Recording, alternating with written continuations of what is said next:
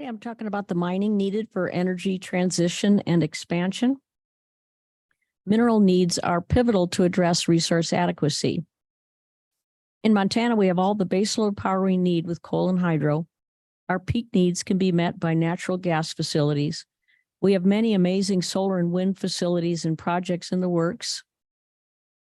But without the needed minerals, our current system would all be in dire straits, all of them.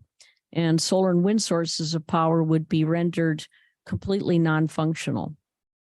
So as my 3-year-old granddaughter, who's very, very opinionated and precocious, would say, listen up. The first 5 graphs come from the International Energy Agency, or IEA. IEA was created in 1974 to help coordinate a collective response to disruptions in the supply of oil. IEA takes an all fuels, all technology approach, recommending policies that enhance reliability, affordability, and sustainability of energy. The rapid deployment of solar and wind power has brought a significant increase in the demand for minerals, as you can see on this IEA chart depiction. Specific minerals predominate. For solar photovoltaic, it's copper, aluminum, silicon. For wind, copper, rare earths, zinc, aluminum, chromium, and nickel. For electricity networks, predominantly copper and aluminum.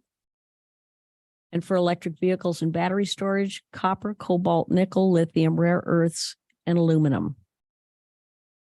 So electricity networks, they need ample semiconductors, transformers, and transmission lines. Without ample supply of these minerals, none of these can function. None can be hooked up to the grid. And the need is ongoing, not a one-time deal.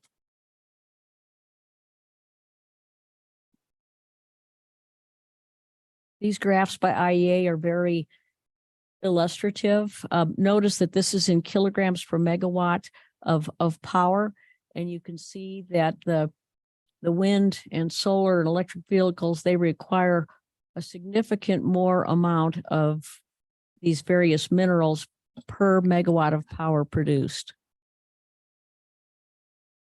And you can also see that from a required mineral standpoint, solar and wind are going to be significantly more costly per kilogram of minerals. This kind of makes sense. So demand for these minerals is way up. Is supply keeping up? No, it is not. The headlines are replete with supply crises for the minerals and the energy structures those minerals support, such as transformers and transmission lines.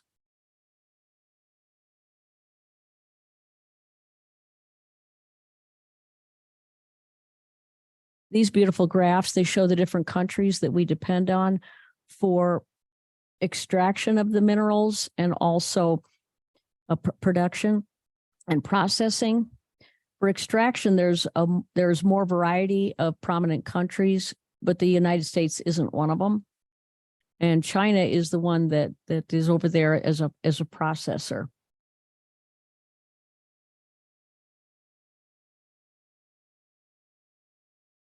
So for mineral extraction and or processing,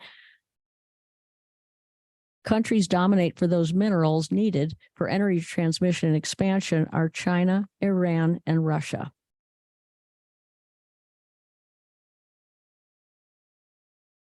Is that because the United States doesn't have these minerals? No. There have been recent headlines about rare earths and copper in Montana, cobalt and lithium in Wyoming, quite a few of these in Idaho, just to name a few.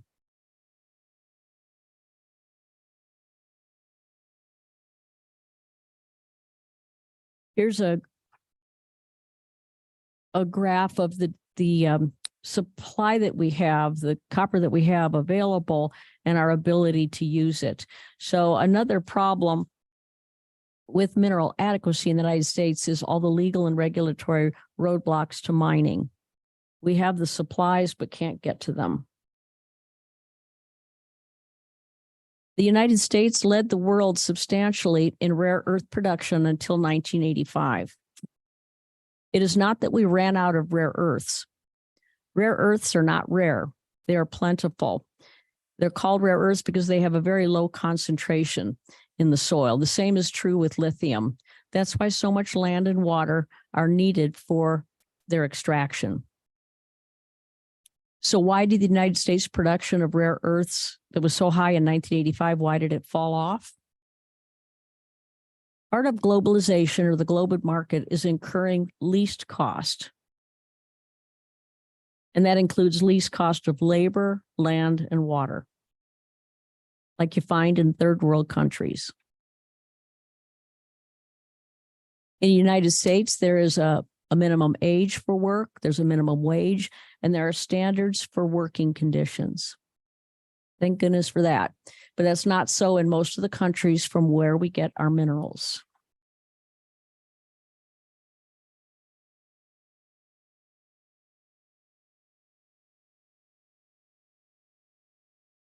Inhumane and hazardous, the working conditions.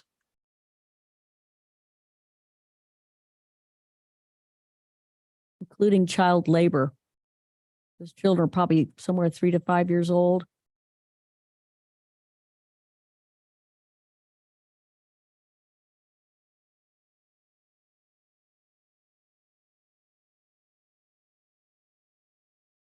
In addition to how we treat our workers in the United States, there are regulatory standards for land and water use, thank goodness. Not so for most of the countries from where we get our minerals. This is what lithium and rare earth mining looks like. And to get a perspective on how large this landmass is, just take a look at some of the vehicles and the buildings in the photo.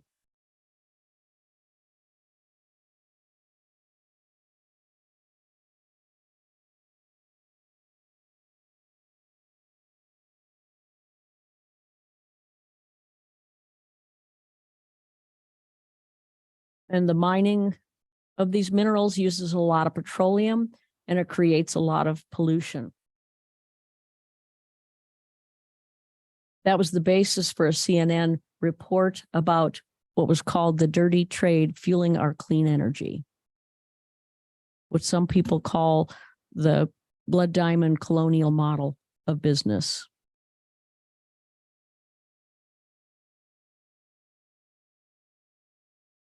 That photo there is a Cat 994H. It burns 1,800 gallons of fuel in a 12-hour shift. This machine is required to move, it's supposed to be 500,000 pounds of earth in order to get the minerals needed for one single Tesla battery. Mining the minerals needed for energy transition and expansion requires petroleum and carries great cost to local air, land, water, and people. To be wise and just stewards of resources and honest protectors of the environment, that must include those afar.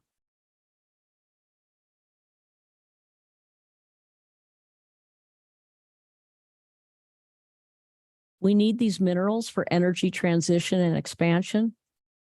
These minerals are available in the United States. Mining our own minerals will cost us more money, and that will translate into our electricity rates. Relying on other countries, we lack a secure supply, and the cost is destruction of land, water, and people in those countries. These facts must be faced honestly and rectified justly. Thank you for listening.